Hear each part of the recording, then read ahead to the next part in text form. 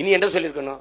நாங்கள் தந்தை பெரியாரின் வழியில் வந்தவர்கள், நாங்கள் எல்லாம் கடந்த மானுட நேயம் பேசுகிறவர்கள், எங்களுக்கு சமயம் சாதிய வேறுபாடுகள் கிடையாது, நாங்கள் மனிதம் போற்றுகிறவர்கள். அப்படி பேசலையே. 90 விழுக்காடு என் கட்சியில இந்துன்னா இது எப்படி இருக்கிறது?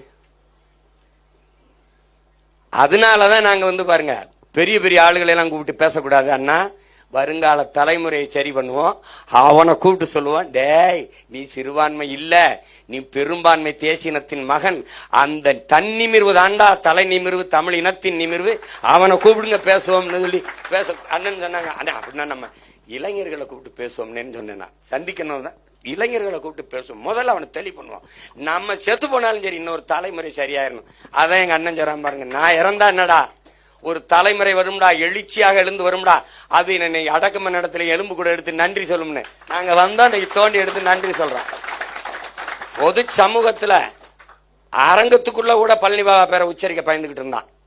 அவன் தம்பி நான் வந்தேன், பழனி பாபா எங்கள் முன்னத்தி ஏறி எங்கள் புரட்சியாளர்னு போட்டவனதான் எல்லாம் இன்னைக்கு வழி இல்லாம பழனி பாபா பாசறை, பழனி பாபா பேரைன்னு அங்கன்னு ஏதா பேசுறான். எங்க இந்த திமுக நீ மதவாதத்துக்கு எதிரான வந்தானே திமுக, இவர் என்ன மதவாதத்தை ஆதரிச்சாரா எத்தார? சொல்லுங்க தம்பி, இவர் என்ன இவர் மதவாதத்தை எத்தார்? மதவாதத்தை எதிர்த்து ரத்தம் சிந்தி உயிரை பலியாக்கி மடிந்த மாவீரன் அவன் ஒருத்தன் தான் இருக்கான் இந்த மண்ணுல.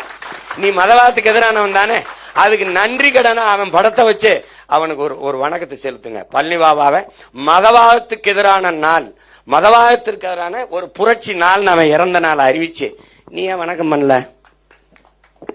அப்ப நான் செய்வேன். இது எப்படி இருக்கு?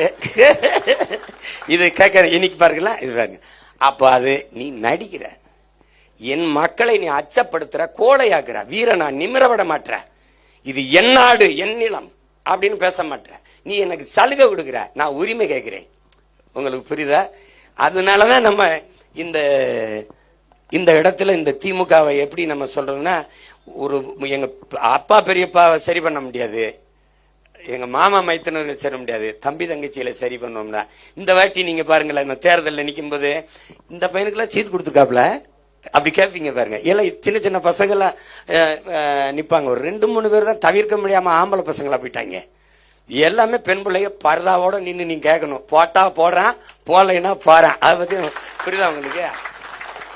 நீங்க கொஞ்சம் கொஞ்சமா தான் நகரும், கொஞ்சம் கொஞ்சமா தான் தகர்க்க முடியும். ஏன்னா 60 ஆண்டுகளா பொது புத்தியில ஊறி போயிடுச்சு, இவங்க தான் பாதுகாப்பான்ட்டு. அப்ப அதை தகர்க்கணும். அதுக்கு அண்ணனுக்கு நீங்க கூடவே மண்வெட்டி கோடாரியை தூக்கிட்டு வரணும்.